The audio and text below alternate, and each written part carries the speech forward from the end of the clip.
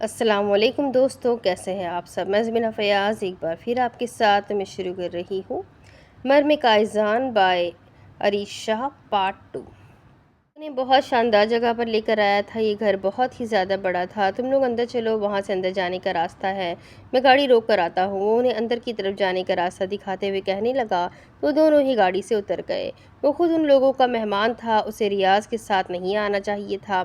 वो फजूल में किसी पर बोझ नहीं बनना चाहता था, लेकिन रियाज का बार बार कहना उसे यहाँ आने पर मजबूर कर गया था। या अल्लाह, ये क्या चीज़ है। रियाज का ध्यान अचानक ही पिंजरे पर गया था, जहाँ उसे एक सफ़ेद रंग का बड़ा सा जानवर नजर आया, जिसने दूसरी तरफ चेहरा फेर रखा था। सफ़ेद चीता है, ये दुनिया में बहुत कम पाया जाता है। यकीनन इस घर का मालिक बहुत अमीर शख्स है, वरना इस तरह के जानवर कोई आम इंसान नहीं पाल सकता। ये इस घर के मालिक का शौक़ है। मेरा मतलब है कि कायजान को ऐसे जानवर बहुत पसंद है, और डब्ल्यू तो बचपन से उसके साथ है। उसने ही इसे पाला हुआ है। वैसे इंसानी गोश्त बहुत शौक से खाता है वो। रसल का अंदाज ऐसा था कि यावर रियाज को देख कर रह गया। तो इंसानी गोश्त इसे मिलता कहाँ से है, यावर ने फ़ौरन सवाल किया। तो पीछे मुड़कर ऐसे अंदाज में मुस्कुराया कि वो दोनों ही घबरा गए। इंसानी गोश्त ढूंढना कौन सा मुश्किल है, बस एक गोली ही तो चलानी पड़ती है। अंदर आ जाओ। वो एक लम्हे के लिए उसके पास रुका और उसकी आंखों में आंखें डालकर बोलता उसके सामने वाले कमरे की तरफ चला गया, जबकि वो उसके बेल्ट में फंसी पिस्तौल देखकर मज़ीद घबरा गया था। रियाज, मुझे ये लोग ठीक नहीं लग रहे हैं। मुझे नहीं लगता कि हमें मज़ीद यहाँ रुकना चाहिए। तुम्हें भी यहाँ से मेरे साथ चलना चाहिए। अरे यार, तुम भी नाफुजुल में घबरा रहे हो। यहाँ हर कोई असलहा रखता है। तुमने देखा नहीं है ये इलाका किस तरह का है। यहाँ तुम्हें हर आदमी की जेब से रिवॉल्वर मिलेगी। इतनी सी बात पर घबराने की क्या ज़रूरत है। वो मजाक कर रहा था। वो उसे समझाते हुए अपने साथ सामने वाले कमरे में लेकर गया था, जहाँ बड़े से टेबल पर 1000 तरह के खाने रखे गए थे। मुलाजिम मेज़ लगा रहे हैं, तुम दोनों फ्रेश हो जाओ। तुम्हारे बैग सामने वाले कमरे में पहुंचा दिए गए हैं। आराम से फ्रेश होकर आ जाओ, फिर खाना खाकर तुम लोग आराम कर लेना। दरअसल उन्हें समझाते हुए उसी रास्ते से निकल गया था जिस रास्ते से वो उन्हें लेकर आया था। यार, अमीर लोगों का मेहमान होना भी ना बड़ी किस्मत की बात है। चलो आओ, फ्रेश होते हैं। वो उसे उसी कमरे में ले आया था। ये कमरा भी हर तरह की आराइश ज़िंदगी से भरपूर था। हर वो चीज़ जो किसी की भी ख्वाहिश हो सकती है उस कमरे में मौजूद थी। क्या बात है यार, असल ज़िंदगी तो इन मिस्र वालों की है, वो भी अमीर लोगों की। कभी सोचा नहीं था कि इस तरह की किसी कमरे में रहना नसीब होगा। अपने बैग से चीज़ें निकालते हुए वॉशरूम में गया था, जबकि यावर जल्द से जल्द यहाँ से निकलना चाहता था। उसे यहाँ पर गड़बड़ महसूस हो रही थी। इन दोनों ने पेट भरकर खाना खाया था और फिर वो दोनों आराम करने के लिए कमरे में आ गए। उन दोनों के लिए 2 अलग अलग सिंगल बेड्स का इंतज़ाम किया गया था। रियाज रात काफ़ी देर उससे बातें करता रहा और फिर सो गया, जबकि वो भी चेहरा फेर कर सोने की कोशिश करने लगा था। एक अनजान जगह दूसरी तरफ उसे मर्म की टेंशन हो रही थी। उसे बहुत मुश्किल से नींद आई थी, लेकिन वो ऐसा नींद में डूबा कि कमरे में अजीब सी आवाज़ पर भी उसकी आंख ना खुली। वो नींद में बेचैनी तो महसूस कर रहा था, लेकिन इस वक्त वो इतना ज़्यादा थका हुआ था कि उसकी आंख ही ना खुल सकी। सुबह बहुत देर से उसकी आंख खुली थी, लेकिन कमरे में रियाज नहीं था। वो नहाकर बाहर निकला। उसे यही लगा था कि रियाज बाहर होगा, लेकिन वो वहाँ भी नहीं था। सर, खाना खा लीजिए। एक मुलाजिम ने टेबल की तरफ इशारा किया। वो सिर्फ हाँ में सर हिलाते हुए बाहर की तरफ कदम उठाने लगा, जहाँ से उसे अजीब सी हुर्राने की आवाज़ सुनाई दे रही थी। उसने देखा एक खूबरू सा नौजवान उस बड़े से सफ़ेद चीते के साथ खेल रहा है, जैसे कोई किसी मासूम बच्चे के साथ खेलता है, और वो चीता बार बार आकर उसके पैरों को चाट रहा था। उसे अजीब सी घबराहट हो रही थी, बल्कि डर लग रहा था। हैवान का भी क्या कोई भरोसा कर सकता है। अगर वो उसी आदमी पर हमला कर दे तो उसकी जान जाते 1 सेकंड न लगे। वो कितना बेखौफ निडर था। क्या देख रहे हो तुम्हें मुलाजिम ने कहा कि खाना खा लो। इधर उधर झांकना बंद करो। पीछे से अचानक उसे रसल की आवाज़ सुनाई दी थी। वो घबरा कर पीछे मुड़ा। वो मुझे जानवर की आवाज़ सुनाई दी थी, इसीलिए मैं इधर आ गया। I am so sorry. रियाज कहाँ है, मुझे बता दीजिए, और मुझे जाना है। मेरा मतलब है, आपने हमारी मेहमान नवाजी की। मैं आपका बहुत शुक्रगुजार हूँ, लेकिन आपका मेहमान रियाज है, मैं नहीं। मुझे नौकरी के सिलसिले में जाना होगा। वो उसकी तरफ देखते हुए बताने लगा था। वो आदमी देख रहे हो, जाकर उससे पूछो क्या वो तुम्हें भेजने के लिए तैयार है। अगर उसने कहा कि तुम जा सकते हो तो तुम यहाँ से खुशी खुशी चले जाना। और रियाज, वो काम के लिए आया था ना, अब वो अपना काम कर रहा है। चलो नाश्ता कर लो। वो उसके کندھے پر ہاتھ رکھتے ہوئے اسے بڑے ہی دوستانہ انداز میں ٹیبل کے پاس لے کر آیا تھا اور پھر زبردستی اسے کرسی پر بٹھاتے ہوئے ملازم کو اس کے لیے ناشتہ لگانے کا اشارہ کرنے لگا۔ اسے یہ سارا ماحول بہت پراسرار سا لگ رہا تھا۔ وہ یہاں سے نکلنا چاہتا تھا، جلد سے جلد۔ کاش یہ آدمی تو بڑا تیز نکلا، آدھی رات کو اٹھ کر سارے کمروں کی تلاشی لے رہا تھا، اپنے موبائل کی سروس ڈھونڈنے کے لیے بڑی کوشش کی ہے۔ ابھی مصر پہنچے اسے 5 منٹ نہیں ہوئے، اس کے پاس مصر کا نمبر پہلے سے ہی موجود تھا۔ یہ ساری پلاننگ کر کے آیا ہوا تھا۔ تم بالکل ٹھیک تھے، رات سے ہی میں نے اسے تہہ خانے میں ڈال دیا ہے۔ رات 3:15 بجے کے قریب وہ تمہارے کمرے کی طرف آیا تھا۔ قائزان نے جیسے ہی ڈبلیو کو پنجرے کے اندر بند کیا تھا، رفیل اس کے پاس آ کر اسے تفصیل سے بتانے لگا۔ اور یہ دوسرا آدمی، مطلب ہمارا دوسرا مہمان؟ اس نے اس کی طرف دیکھتے ہوئے پوچھا تھا۔ اس کی بھی ساری انفارمیشن نکلوائی ہے۔ دکاندار تھا، پاکستان میں کسی کپڑے کی دکان پر کام کرتا تھا، کسی ایجنٹ کے ذریعے یہاں مصر میں آیا ہے۔ اس کا شناختی کارڈ نکالا ہے۔ اس کے سامان میں وہاں سے پتہ چلا ہے کہ پاکستان میں اس کے نام سے ایک سم استعمال ہو رہی ہے، اور ریاض کے پاس جو فون تھا اس فون سے اس نے اس نمبر پر کال بھی کی تھی۔ مجھے لگتا ہے یہ دونوں ملے ہوئے ہیں اور اس نے وہاں اپنے آدمیوں کو انفارمیشن دی ہوگی۔ انہیں لگتا ہے کہ ہم ان کے بارے میں کچھ جان نہیں پائیں گے۔ آدھی رات کو ریاض نے سوچا ہوگا کہ ہر کوئی سو چکا ہے تو کیوں نہ وہ اپنا کام کر لے۔ پہلے اس نے اپنے موبائل کی سروس تلاش کرنے کی کوشش کی، کیونکہ وہ جانتا نہیں تھا کہ یہاں اس گھر کے اندر کسی فون کی کوئی سروس آتی ہی نہیں ہے۔ اس نے یہاں مصر میں ایک نمبر پر رات کو کال کرنے کی کوشش کی تھی اور اس نمبر کی انفارمیشن بھی نکال چکے ہیں، اور یہ انہی کا ہی آدمی تھا۔ وہ اسے تفصیل بتا رہا تھا۔ ہاں ٹھیک ہے، پتہ کرو کہ پاکستان میں اس کے نام کی سم کون استعمال کر رہا ہے، وہ کس سے بات کر رہا تھا، کیونکہ جہاں تک میں نے اندازہ لگایا ہے مجھے نہیں لگتا کہ ریاض کے ساتھ ہے یا اس کے لیے کام کرتا ہے۔ ریاض نے خود بچنے کے لیے اس کا سہارا لینے کی کوشش کی ہے، لیکن معصوم یہ بھی نہیں ہے۔ یاد رکھنا، اس کے بارے میں ساری انفارمیشن نکلواؤ۔ ابھی تک جتنا پتہ چلا ہے، اس کا ایک بھائی ہے اور 3 بہنیں ہیں، ماں باپ ہے اور باپ کی ایک ٹانگ کٹی ہوئی ہے۔ باقی یہ نوکری کے سلسلے میں یہاں مصر آیا ہوا ہے، ایجنٹ نے دھوکہ دے دیا۔ مجھے لگتا ہے یہ پکے کام کروا کے آیا ہے، یہ آسانی سے اپنی معلومات ہمیں دے گا نہیں۔ رفیل کو بھی اس طرح کی معلومات پر یقین نہیں تھا۔ وہ نہ دے ہم لے لیں گے، خیر مہمان ہے ہمارا، اس کی ٹھیک سے مہمانداری کرو، اور ہاں تہہ خانے میں ریاض کے لیے بھی شاہی کھانا بھجوا دو، دشمن ہی صحیح ہے تو مہمان۔ اور قائزان کاظمی اپنے مہمانوں کی قدر کرتا ہے، وہ بات ختم کرتے ہوئے بولا، جبکہ رفیل ہاں میں سر ہلاتا اندر کی طرف چلا گیا۔ میں کچھ نہیں جانتا، پلیز خدا کے لیے مجھے چھوڑ دو، میں نے کچھ بھی نہیں کیا، تم لوگ میرے ساتھ ایسا سلوک کیوں کر رہے ہو؟ وہ زور زور سے چلا رہا تھا، اسے تہہ خانے میں الٹا لٹکایا گیا تھا۔ وہاں کافی لوگ آ رہے تھے، جا رہے تھے، اس کے چلانے میں کوئی فرق نہیں آیا تھا۔ بہت کم لوگ تھے جو اس کی باتوں کو سمجھ رہے تھے، باقی لوگ تو اسے اگنور کر کے آگے بڑھ جاتے تھے۔ وہ آدھی رات کو اپنا کام کرنا شروع کر چکا تھا، وہ یہاں جس مقصد کے لیے آیا تھا اس مقصد کو پورا کرنا تھا۔ وہ اٹھ کر آگے پیچھے اپنے موبائل فون کی سروس ڈھونڈنے لگا تھا، لیکن بدقسمتی سے اس کے موبائل پر کوئی سگنل نہیں آیا۔ اس نے مصر میں ہی موجود ایک آدمی کو فون کرنے کی بھی کوشش کی تھی، لیکن اس سے بھی اس کی بات نہ ہو سکی تھی۔ پھر اسے پتہ چلا کہ قائزان کا کمرہ کس طرف ہے۔ وہ اس کمرے کی طرف آیا تھا کیونکہ اصل مقصد تو اس کا اسی کے بارے میں انفارمیشن نکلوانا تھا، لیکن جیسے ہی اس نے اس کمرے کے ہینڈل پر ہاتھ رکھا، عجیب سی آواز آئی اور پھر اگلے ہی لمحے لوگ اس کے آگے پیچھے بندوقیں لے کر کھڑے ہو گئے تھے۔ ایک لمحے کے لیے وہ گھبرا گیا تھا۔ وہ اپنے ساتھ یاور کو یہاں زبردستی اسی لیے لے کر آیا تھا کیونکہ اس کی موجودگی میں وہ لوگ اس پر شک نہیں کر پائیں گے۔ وہ یہی سوچیں گے کہ وہ دونوں جاب کے سلسلے میں یہاں مصر آئے ہوئے ہیں، اور پھر وہ یاور کے ساتھ مل کر اپنے لیے نوکری تلاش کرنا شروع کر دے گا اور ساتھ ہی ساتھ قائزان کی انفارمیشن نکال کر اسے دینے لگے گا۔ لیکن وہ پہلے ہی بری طرح سے پھنس گیا تھا۔ لیکن اسے حیرت اس بات کی تھی کہ ابھی تک وہ لوگ یاور کو کیوں کچھ نہیں کہہ رہے تھے۔ یاور کو بھی اس کے ساتھ ہی یہاں ہونا چاہیے تھا، کیونکہ وہ یہاں یاور کو اپنے ساتھ پھنسانے کے لیے ہی تو لے کر آیا تھا۔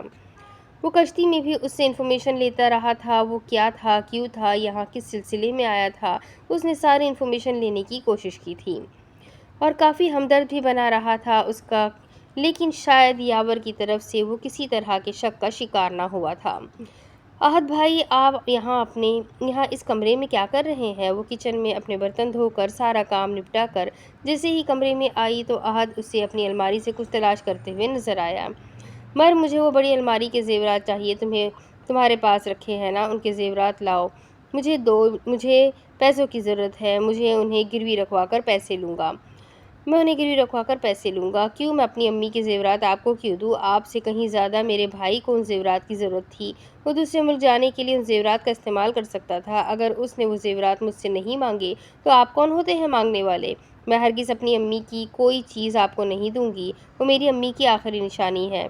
وہ ہرگز راضی نہ تھی اسے ایک بھی چیز دینے کے لیے، جبکہ وہ الماری کی پوری طرح تلاشی لے چکا تھا۔ یہ تو خدا کا شکر تھا کہ اس زیور کی چابی اس نے سنبھال کر رکھی ہوئی تھی، ورنہ وہ اس کی چیزیں یہاں سے نکال چکا ہوتا۔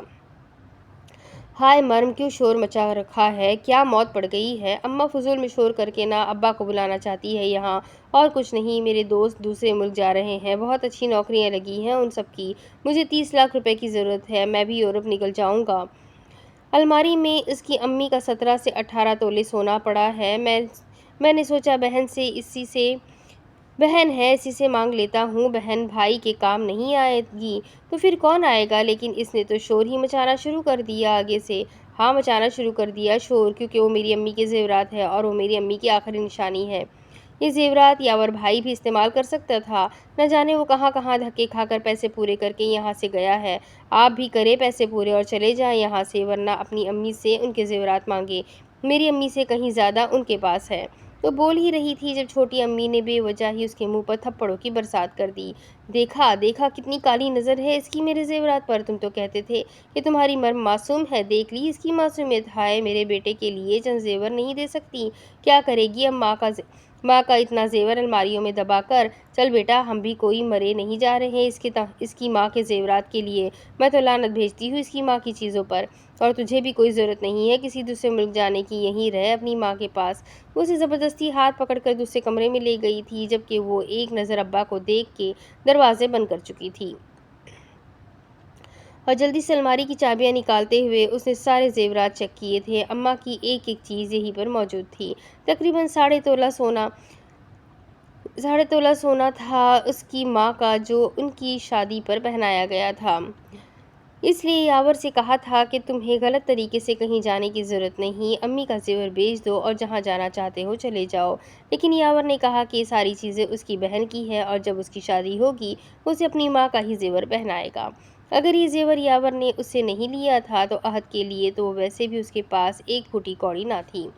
کیوں وہ اپنی ماں کا زیور اس کے حوالے کرتی، اور اگر وہ اسے لالچی کہتا تھا تو بہت لالچی تھی، لیکن اپنی ماں کی ایک بھی چیز وہ اس کے حوالے کرنے کو ہرگز تیار نہ تھی۔ کیا تمہیں یہ بات سمجھ میں نہیں آئی؟ قائزان کے حکم کے بغیر تم یہاں سے نہیں جا سکتے۔ اس نے کہہ دیا نا کہ ہم تمہاری مہمان نوازی کریں گے۔ کیا مطلب ہے آپ کی بات کا؟ میں یہاں نہیں رہنا چاہتا، مجھے میری نوکری تلاش کرنی ہے، آپ لوگ مجھے زبردستی یہاں نہیں رکھ سکتے۔ وہ ان کی طرف دیکھتے ہوئے بولا تھا، جبکہ اپنے بیگ پر اس نے اپنی گرفت مضبوط کر لی تھی۔ مطلب بڑا صاف ستھرا ہے یاور حبیب، تم یہاں سے کہیں نہیں جا سکتے جب تک قائزان تمہیں یہاں سے جانے کی اجازت نہ دے، تب تک تم ہمارے مہمان ہو، تمہیں فکر کرنے کی ضرورت نہیں ہے۔ کون ہے قائزان، بتائیے مجھے، اور اس طرح سے زبردستی مہمان نوازی نہیں کی جا سکتی۔ آپ لوگوں کا مہمان ہی یہاں سے غائب ہے تو میں یہاں پر رہ کر کیا کروں گا؟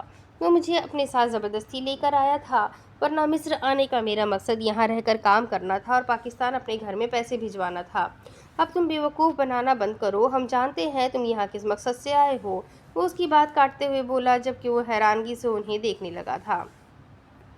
کس مقصد سے آیا ہوں میں، بتانا پسند کریں گے؟ وہ رفیل کی طرف دیکھتے ہوئے بولا تھا۔ وہ اصل سے تو وہ بات ہی نہیں کرنا چاہتا تھا، اس کا عجیب پراسرار انداز اسے گھبراہٹ میں مبتلا کر دیتا تھا۔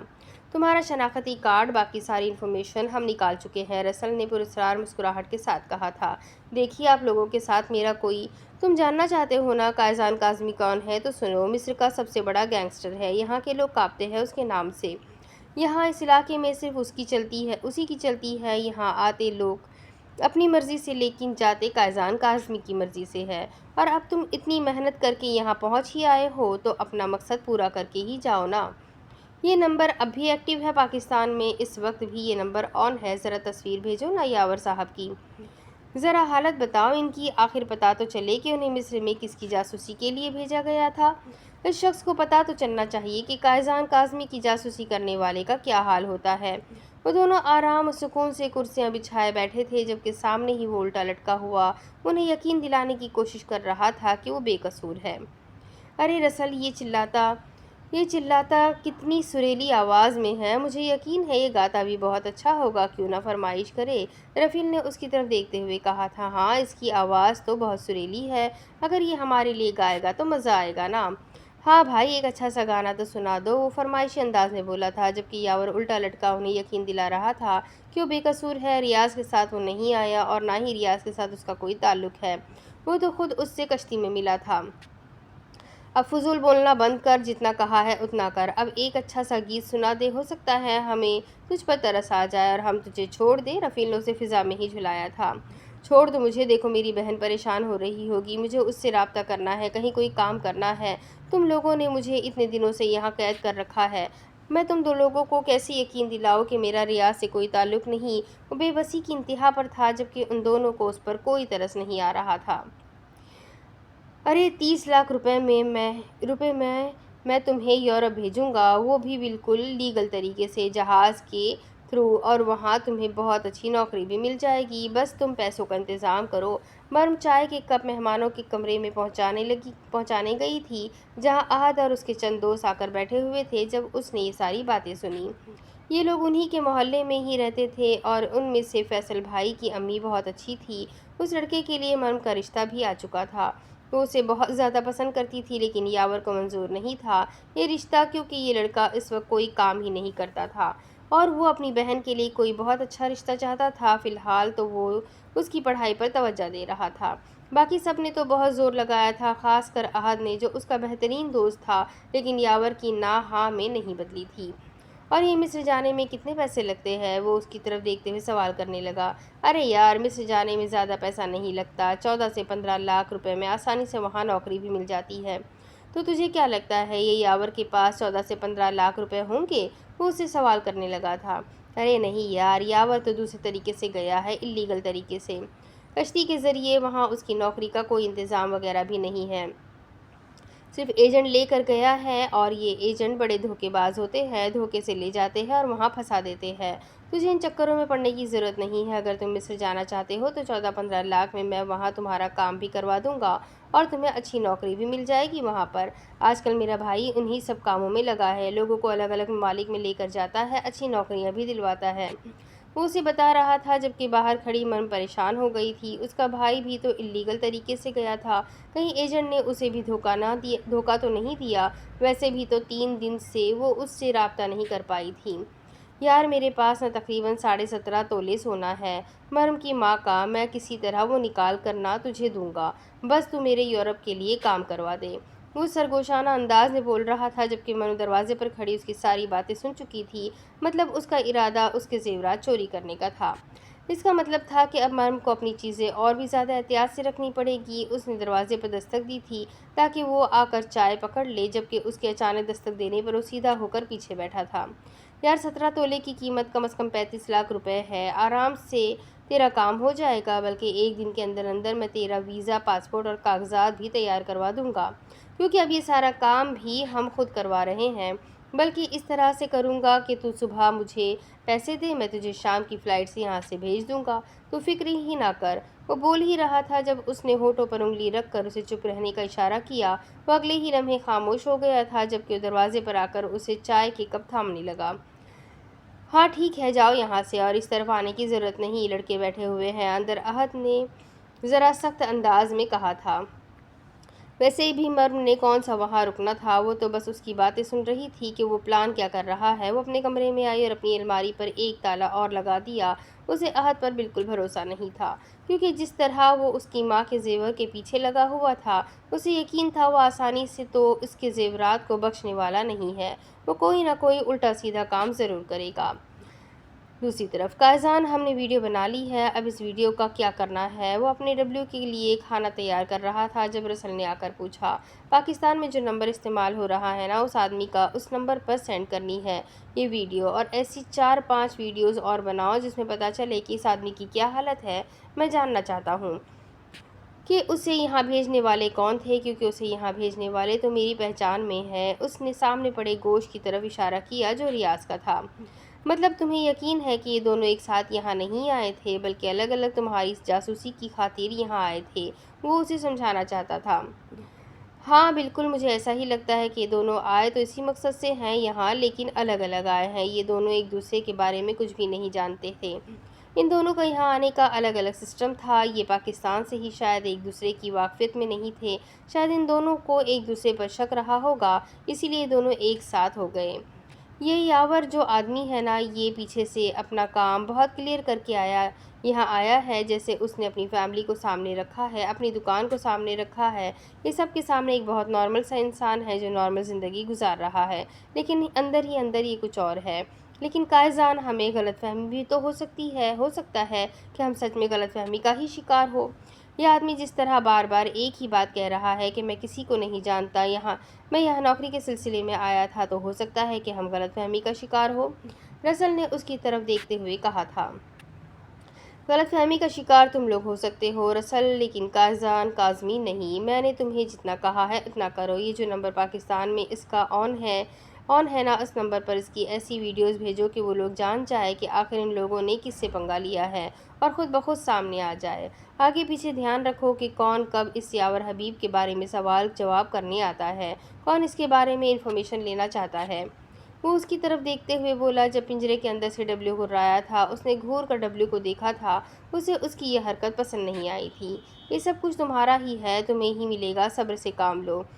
تمہارا یوں بے صبرا ہونا مجھے پسند نہیں، اس نے ڈبلیو کو دیکھتے ہوئے کہا، تو جو اگلے ہی لمحے واپس زمین پر بیٹھ کر سر جھکا گیا تھا۔ جبکہ رسل وہیں سے واپس مڑ گیا تھا۔ وہ ایسے وقت میں اس کے پاس نہیں رہتا تھا جب ڈبلیو کے کھانے کا وقت ہوتا تھا، کیونکہ وہ کھاتے وقت قائزان کے علاوہ باقی سب کے لیے خطرناک ہو جاتا تھا۔ فجر کا وقت تھا، وہ گہری نیند سو رہی تھی جب اسے موبائل فون پر عجیب سی ٹیون کی آواز آئی۔ وہ اگلے ہی لمحے اٹھ گئی تھی۔ اس کا بھائی اس کے موبائل کا پیکج کروا کر گیا تھا، پورے 1 مہینے کا۔ اس نے دوسرے مہینے کا بھی انتظام کر دیا تھا۔ وہ جس دکان سے پیکج وغیرہ کرتا تھا، وہاں اس نے اس کے لیے ایڈوانس پیمنٹ کر دی تھی تاکہ اسے اپنی بہن سے بات کرنے میں کوئی مسئلہ پیش نہ آئے، اور اب اس کا فون بج رہا تھا۔ اس نے بھاگ کر فون کو اٹھایا تھا۔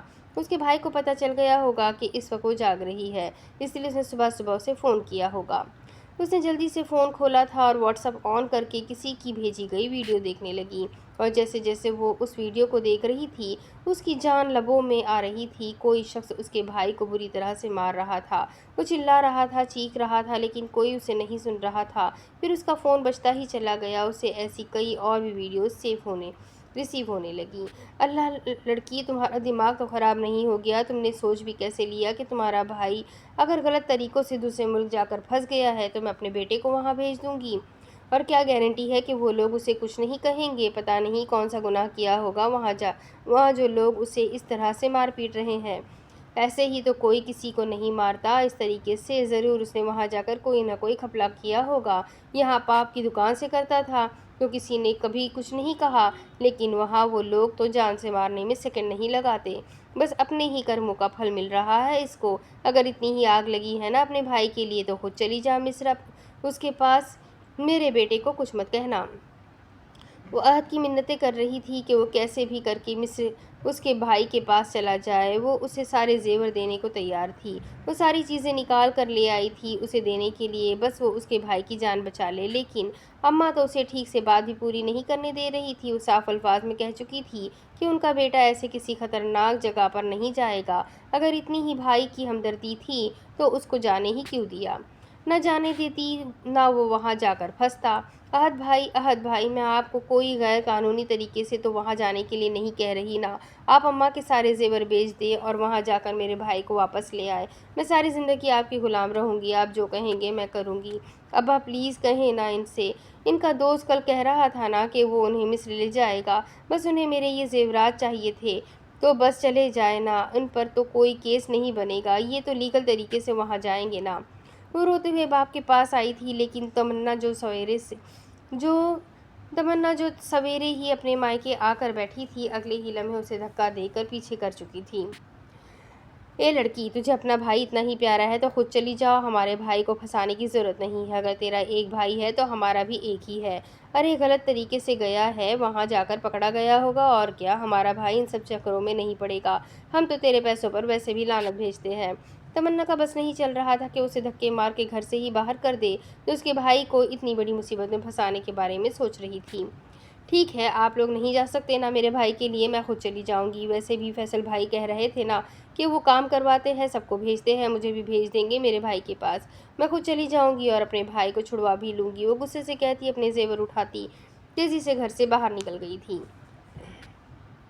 ارے ارے جانے دو، ابھی واپس آ جائے گی، اس میں اتنی ہمت نہیں ہے کہ دوسری گلی کے نکڑ تک بھی جا سکے۔ جائے گی مصرا کے لیے؟ ابا اس کے پیچھے جانا چاہتے تھے جب اماں نے انہیں روک دیا۔ وہ کون سا کہیں دور گئی تھی، وہیں محلے کی ایک دیوار چھوڑ کر دوسرے مکان میں گئی تھی، ابھی اس نے واپس آ جانا تھا۔ خالہ فیصل بھائی گھر پر ہے؟ وہ دروازے پر دستک دیتے ہوئے پوچھ رہی تھی۔ اس کے ہاتھ میں 4 سے 5 زیورات کے ڈبے تھے۔ انہوں نے ہاں میں سر ہلاتے ہوئے راستہ کھولا تھا۔ یہاں آ جاؤ بیٹی، فیصل یہاں اندر ہے۔ وہ ایک کمرے کی طرف اشارہ کرتے ہوئے اسے فیصل کے کمرے میں لے آئی تھی، جو بیڈ پر لیٹا پتہ نہیں کون سی سوچوں میں گم تھا۔ ارے مرم، تم یہاں کیا کر رہی ہو؟ آؤ اندر آؤ نا۔ وہ اگلے ہی لمحے اٹھ کر کھڑا ہوتے ہوئے اپنے بالوں میں ہاتھ پھیرتا کپڑوں سے سلوٹیں ہٹانے لگا تھا۔ فیصل بھائی، یہ میری امی کے زیور ہے، 17.5 تولہ ہے، آپ ان کو رکھ لیجئے اور مجھے میرے بھائی کے پاس مصر بھیج دیجئے۔ آپ کل رات کو احد بھائی سے کہہ رہے تھے نا کہ آپ ایک دن کے اندر اندر ہی سارا کام کروا لیتے ہیں۔ مجھے بھی میرے بھائی کے پاس جانا ہے، پلیز مجھے جلد سے جلد میرے بھائی کے پاس بھجوا دیجئے۔ وہ بری طرح سے روتے ہوئے بولی تھی، جبکہ فیصل پریشان ہو گیا تھا۔ مرم، تمہارا دماغ تو خراب نہیں ہو گیا؟ اکیلے میں سے جاؤ گی، اور تمہیں پتہ بھی ہے کہ یاور کہاں پر ہے؟ اس کا اتا پتہ کوئی ٹھکانہ معلوم ہے تمہیں؟ وہ اس سے پوچھنے لگا تھا، جبکہ اس کی بری طرح سے رونے پر اماں بھاگ کر پانی لے کر آئی تھی۔ مجھے کچھ بھی نہیں پتا، کچھ نہیں پتا، بس مجھے میرے بھائی کے پاس جانا ہے، آپ مجھے مصر بھیجیں، میں خود وہاں جا کر ڈھونڈ لوں گی۔ وہ اس کی طرف دیکھتے ہوئے ضدی انداز میں بولی تھی۔ اس کے سامنے ایک 19 سال کی لڑکی نہیں بلکہ کوئی معصوم بچی تھی، جسے کسی بھی طریقے سے اپنی ضد پوری کرنی تھی۔ مرم، آرام سے، سکون سے میری بات کو سنو۔ مصر کوئی چھوٹا سا شہر نہیں ہے، ایک بہت بڑا ملک ہے، جہاں تمہارا بھائی غیر قانونی طریقے سے گیا ہے۔ وہ اس وقت کہاں ہے جاننا بہت مشکل ہے۔ اگر ہم اس کے بارے میں جاننا بھی چاہیں تو نہ ہمارے پاس اس کا وہاں کا نمبر ہونا ضروری ہے کہ ہم وہاں جا کر اس کی لوکیشن وغیرہ ٹریس کروا سکیں۔ ہاں تو میرے پاس نمبر ہے نا، میرے پاس سب کچھ ہے، آپ بس مجھے وہاں بھیج دیں۔ وہ اس کی بات کاٹتے ہوئے بولی۔ اور تمہارا ٹکٹ، ویزا، پاسپورٹ، یہ ساری چیزیں ہیں تمہارے پاس؟ کچھ نہیں ہے نا، تو وقت لگتا ہے، کچھ نہیں ہے نا، وقت لگتا ہے ان سب چیزوں میں۔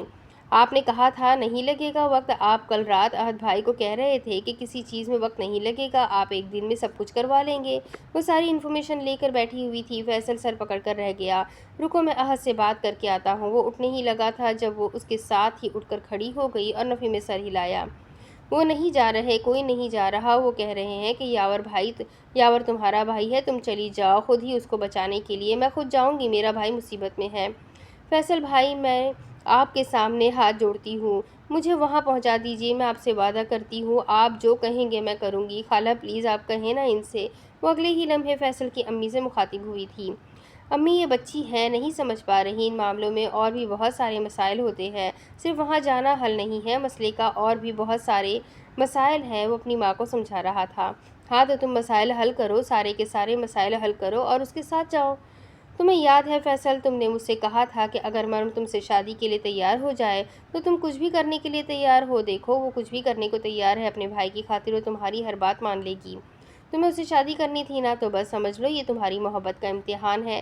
اگر تم مرم سے شادی کرنا چاہتے ہو تو اس کے اکلوتے رشتے کو، اس کے بھائی کو صحیح سلامت اپنے اور اس کے نکاح میں شامل کرو، کیونکہ وہی اس کا ولی وارث ہے، وہی اس کا سب کچھ ہے۔ بولو مرم، اگر میرا بیٹا تمہارے ساتھ تمہارے بھائی کے لیے مصر جائے، اپنی جان خطرے میں ڈالے، تو کیا تم اس کی دلہن بننے کے لیے تیار ہو جاؤ گی؟ کیا تم اس سے شادی کر لو گی؟ وہ اس کے سامنے اپنی شرط رکھ رہی تھی، جبکہ مرم کو اس وقت اور کچھ نہیں سوچ رہا تھا، اسے بس اپنے بھائی کے پاس پہنچنا تھا۔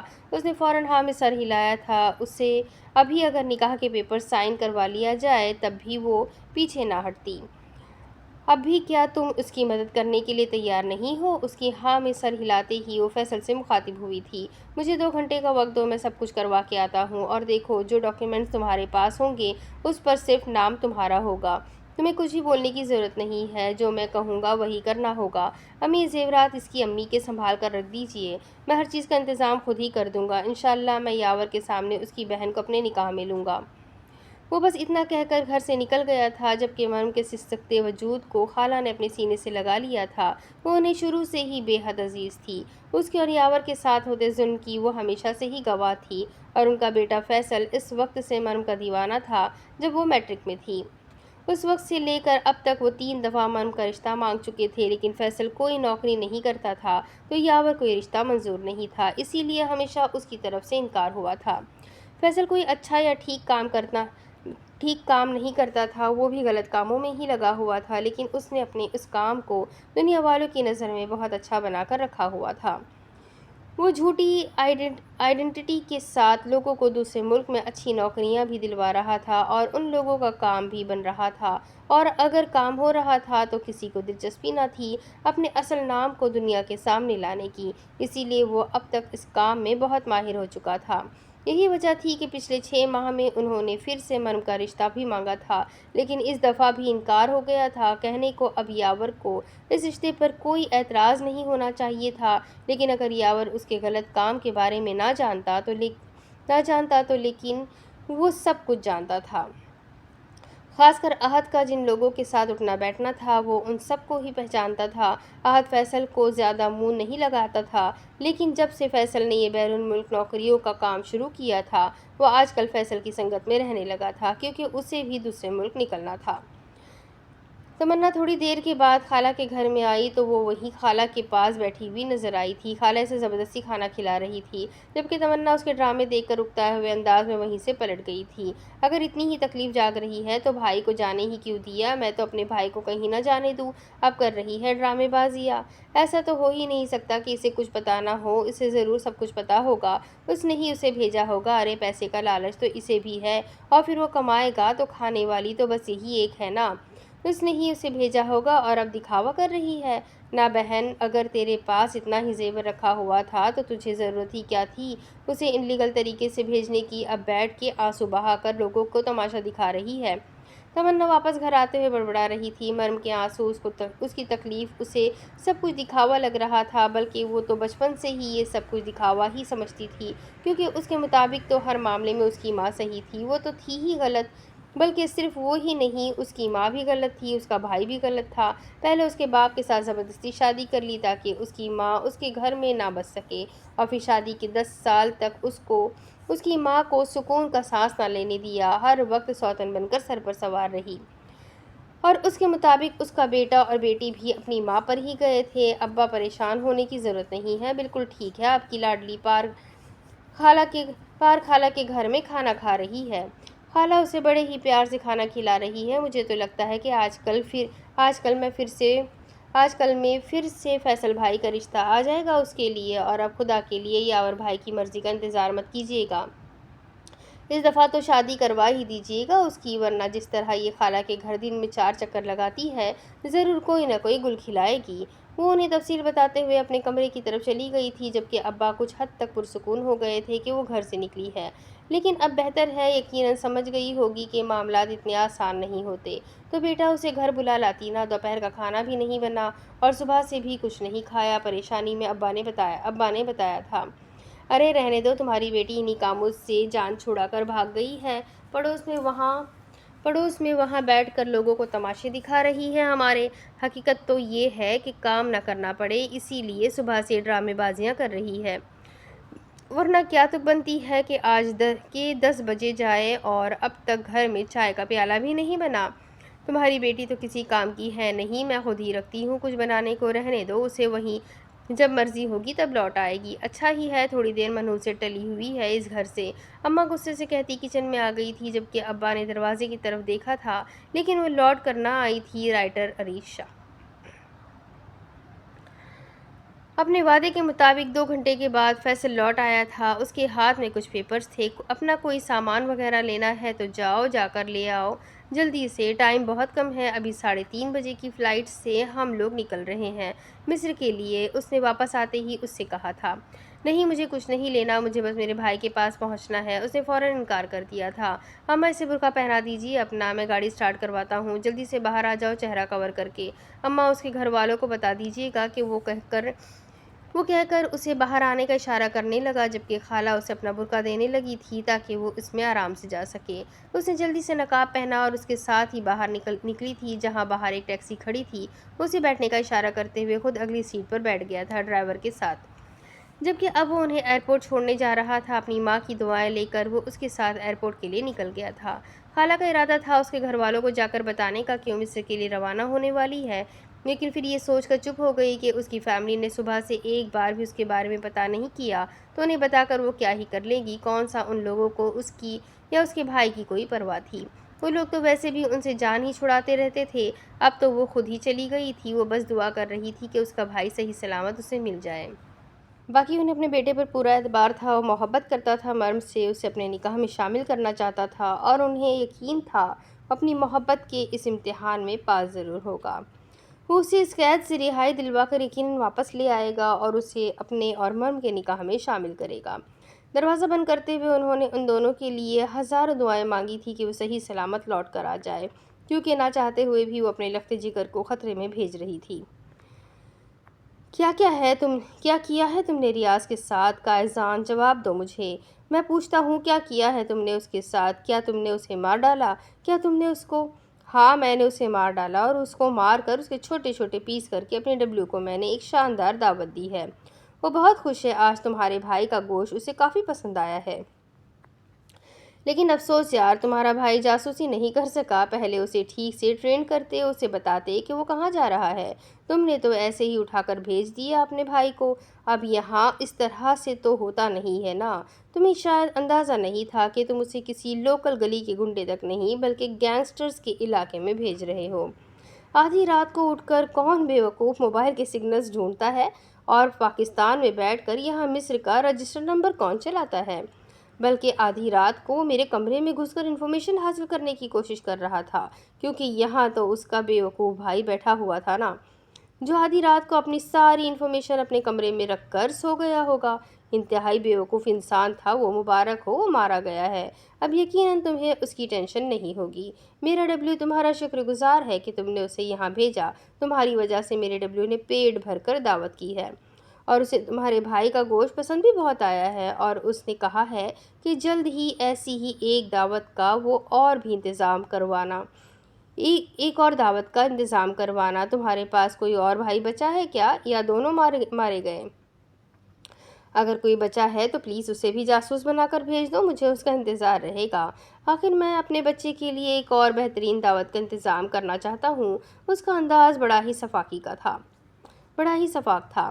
میں تمہیں چھوڑوں گا نہیں قائزان، تم نے اچھا نہیں کیا، تم نے میرے معصوم بھائی کو مار ڈالا۔ کیا بگاڑا تھا اس نے تمہارا؟ یہ مت سوچنا کہ لڑائی یہیں ختم ہو جائے گی، یہ جنگ اب شروع ہوگی۔ تمہیں یہ غلط فہمی ہے نا کہ کوئی تمہارا مقابلہ نہیں کر سکتا، تو یاد رکھنا وہ دن دور نہیں جب تم خود مجھ سے معافی مانگو گے۔ تم رو گے، میرے سامنے گڑ گڑاؤ گے، لیکن تمہیں معافی نہیں ملے گی۔ جس طرح تم نے مجھ سے میرا سب سے عزیز رشتہ چھین لیا، اسی طرح میں تم سے تمہارا سب سے عزیز رشتہ چھین لوں گا۔ یاد رکھنا قائزان کاظمی، وہ دن دور نہیں۔ بہت جلد میں تمہیں وہ دن دکھاؤں گا۔ وہ غصے سے کہتا فون بند کر چکا تھا، کیونکہ دوسری طرف سے قائزان کاظمی کے کہے نے اسے مزید سلگا کر رکھ دیا تھا۔ اس دنیا میں وہ ہستی بنی ہی نہیں جو قائزان کاظمی کی کمزوری بن جائے۔ کوئی نہیں ہے اتنا عزیز جس کے لیے مجھے کسی کے سامنے رونا پڑے، گڑ گڑانا پڑے، تڑپنا پڑے۔ میں قائزان کاظمی ہوں، اور یہ دل اتنا کمزور نہیں کہ کسی کے لیے تڑپے، یا ان آنکھوں میں کسی کی چاہت نہیں کہ کسی کے لیے آنسو بہائے۔ تمہارے خواب خواب ہی رہ جائیں گے رمیز، اور مجھے اس بات کا افسوس ہے کیونکہ تم ساری زندگی صرف قائزان کاظمی کی کمزوری ڈھونڈتے رہ جاؤ گے، اور اس تلاش میں تمہارا بدلہ ادھورا رہ جائے گا۔ آپ کا نام کیا ہے؟ وہ لڑکی کاؤنٹر پر کھڑی پاسپورٹ چیک کر رہی تھی۔ میرا نام طیب ابرار ہے، اور یہ میری بیوی ہے، گونگی ہے، بول نہیں سکتی۔ اس کا نام ہنا ہے۔ ہنا، نقاب اٹھا کر اپنا چہرہ دکھاؤ باجی کو۔ وہ عجیب احمقانہ کام کر رہا تھا۔ وہ حیرانگی سے اس کے جھوٹ پر اسے دیکھنے لگی تھی۔ ارے اس کی ضرورت نہیں ہے، پاسپورٹ پر تصویر ہے، باقی کی چیکنگ آگے ہوگی، جائیے آپ۔ शुक्रिया बाजी, चलो हिना। वो उसका हाथ पकड़कर आगे की तरफ बढ़ गया था, जबकि वो पासपोर्ट पर अपनी तस्वीर के साथ किसी मिसेस हिना तैयब इब्रार का नाम पढ़कर परेशान हो गई थी। क्या वो उसे गलत तरीके से लेकर जा रहा था? आपने मुझे अपनी बीवी क्यों कहा वहाँ फैसल भाई? और ये आपने पासपोर्ट पर मेरा नाम गलत क्यों लिखा हुआ है? चुप कर जाओ, तुमने सुना नहीं? मैंने कहा कि तुम गूंगी हो और गूंगे लोग कुछ नहीं बोल सकते। क्या कहा था तुमसे? जो मैं कहूँगा उसी पर हामी भरती जाना। तुम्हें कुछ भी बोलने या करने की ज़रूरत नहीं है। तुम्हें क्या लगता है 2 घंटे में क्या इतनी आसानी से काम हो जाता है? हर काम में बहुत पापड़ बेलने पड़ते हैं। अब चुप करो और खामोशी से मेरे साथ चलो, बिना कुछ भी बोले। वो उसे समझाते हुए अगले काउंटर की तरफ ले आया था और उसे चुप रहने का इशारा कर दिया था, जबकि वो गलत तरीके से जा रही थी। ये सोच ही उसे घबराहट में मुब्तला कर रही थी। रमीज़ उसका बहुत बड़ा दुश्मन था, जिसका ताल्लुक पाकिस्तान से था। वो मिस्र पर हुकूमत करना चाहता था, लेकिन कामयाबी कभी भी उसका मुकद्दर ना बन सकी थी। वो तकरीबन 5 साल से उसके पीछे पड़ा हुआ था। कहीं जासूस वो यहाँ उसकी जासूसी के लिए भेज चुका था, और उन्हीं में से 3 साल पहले उसने अपने भाई को भी भेजा था, जो उसके हाथों मारा गया था। और अब 3 साल बाद उसने अपने दूसरे भाई को भी भेज दिया था यहाँ मरने के लिए। वो रमीज़ को देखते ही समझ गया था कि वो कौन है। बेशक पाकिस्तान में मौजूद उसके एक क्राइम पार्टनर ने उसे यहाँ कोई और कहानी बनाकर भेजा था, लेकिन शायद अब उसका भी वक्त आ गया था उसके अंजाम तक पहुँचने का, वरना कायजान काज़मी के साथ वो गलत बयानी करके सुकून से कैसे बैठ सकता था। लेकिन अगर उसे कुछ समझ नहीं आ रहा था तो वो था यावर हबीब का किरदार। ये इंसान कैसे उस तक पहुंचा था? कैसे वो उसके सामने कहानी बना रहा था? कैसे वो उसे पकड़ नहीं पा रहा था? कौन था वो? कहाँ से आया था? किसने भेजा था उसको? वो कुछ भी पता नहीं लगा पा रहा था, लेकिन उसे यकीन था कि उसके लोग भी जल्द उसका पता करके यहाँ पहुँच जाएंगे, और फिर क्या होगा वो बहुत अच्छे तरीके से जानता था। लेकिन यावर बहुत चालाक इंसान था। उसने अब तक रसल और रफ़ील के सामने अपनी ज़बान नहीं खोली थी। इस वक्त वो बहुत मासूमियत से हर चीज़ से इनकार कर रहा था, जैसे वो कुछ भी नहीं जानता, लेकिन वो सब कुछ जानता था, और उसकी ज़बान खुलाने के लिए सिर्फ उसकी कमज़ोरी पर हमला करना था। अगर घी सीधी उंगली से ना निकला तो टेढ़ी से सही। वो ये तो समझ गया था कि उसे यहाँ भेजने वाला रमीज़ नहीं है, बल्कि कोई और उसका दुश्मन उठा है, जो उस तक लोगों को पहुँचाने की कोशिश कर रहा है। लेकिन नए और पुराने सारे दुश्मनों के लिए कायजान के पास सिवाय सजाए मौत के और कुछ भी नहीं था। हाँ, लेकिन वो अपने सारे दुश्मनों के बारे में जानना चाहता था। वो देखना चाहता था कि आखिर किसकी क्या औकात है, कौन उस पर कब दुश्मन बनकर हमला कर सकता है। और ख़ास कर वो अपने नए दुश्मनों से मिलने के लिए बहुत एक्साइटेड रहता था, और उसे अपने नए दुश्मन का इंतज़ार था कि वो कब आए और उस पर खुले। ख़ास कर यावर हबीब की तरफ से उसे किसी अगले किरदार का इंतज़ार था, और उसे यकीन था कि बहुत जल्द कोई आने वाला है उसकी तरफ से, जो उसके लिए यकीनन बहुत ख़तरनाक साबित होने वाला है। लेकिन ख़तरों से खेलना तो उसका पसंदीदा काम था, जो वो बहुत शौक़ से करता था। वो सारी चेकिंग करने के बाद आकर उसे जहाज़ में अपने साथ बिठा गया था। वो उसके साथ वाली ही सीट पर बैठा हुआ था, फुल कॉन्फिडेंस के साथ। उसकी शक्ल से कहीं नहीं लग रहा था कि वो सारे कागजात झूठे दिखाकर यहाँ आया है। वो इतने सुकून में था जिसे हर चीज़ असली बनवा कर लाया हो। वो तो अब तक इस चीज़ को कबूल नहीं कर पाई थी कि झूठे कागजात के साथ उसे जहाज़ में बिठा दिया गया था और वो दूसरे मुल्क भी जा रही थी। उसके अंदर खौफ ही खौफ फैला हुआ था। अगर वो यहाँ से पकड़े गए तो अपने भाई के पास नहीं बल्कि यहीं की जेल में फंस जाएगी। इतना तो वो भी जानती थी कि झूठे कागजात के थ्रू किसी दूसरे मुल्क में जाना कितना बड़ा जुर्म है। वो बहुत बुरे तरीके से फंस सकती थी, और वो भी 1-2 दिन के लिए नहीं बल्कि कई सालों के लिए। तुम्हें घबराने की या फिक्र करने की ज़रूरत नहीं। मैं हूँ ना तुम्हारे साथ। मैं ये सब कुछ पहली दफ़ा नहीं कर रहा, समझ सकता हूँ। तुम ये सब कुछ पहली दफ़ा कर रही हो तो डर लग रहा होगा, लेकिन मैं हूँ ना तुम्हारे साथ। तुम्हें किसी चीज़ की फ़िक्र करने की कोई ज़रूरत नहीं है। मेरे होते हुए मैं सब कुछ संभाल लूँगा। वो उसे दिलासा देने के लिए उसके हाथ पर अपना हाथ रखने ही लगा था कि अचानक ही उसके देखने पर मुस्कुराकर अपना हाथ पीछे कर गया। फिक्र मत करो, जब तक हम दोनों में जायज़ ताल्लुक़ कायम ना हो जाए जायज़ ताल्लुक़ कायम ना हो जाए, मेरे लिए तुम एक पाकीज़ा मूरत हो जिसे छूना मेरे लिए गुनाह है। मैंने तुमसे कितनी सच्ची मोहब्बत की है, अगर जान जाओ तो खुद पर फ़ख्र करोगी। मेरी अम्मी मेरे लिए कई तरह के रिश्ते ला चुकी है, लेकिन मेरी बस एक ही डिमांड है, मर्म जिससे جس کے علاوہ مجھے اس دنیا میں اور کچھ نہیں چاہیے۔ میں تمہیں حاصل کرنے کے لیے کچھ بھی کر سکتا تھا، یہ سفر تو کچھ بھی نہیں، اور مجھے یقین ہے تمہیں میرے جذبوں کی سچائی اور میری محبت کی گہرائی پر یقین آ جائے گا۔ اس سفر میں تم مجھ پر اعتبار کر سکتی ہو۔ میں تم سے وعدہ کرتا ہوں، میں جس طرح پاکیزہ تمہیں لے کر جا رہا ہوں اسی طرح واپس لے کر آؤں گا۔ تمہیں گندی نظر سے دیکھنا بھی میرے لیے گناہ ہے۔ وہ اسے یقین دلا رہا تھا، جبکہ وہ سچ میں اس پر یقین کرنے لگی تھی۔ وہ بہت اچھا انسان تھا، اس کی خاطر وہ اپنی جان خطرے میں ڈال رہا تھا۔ کون کرتا تھا آج کے زمانے میں کوئی کسی کے لیے اتنا؟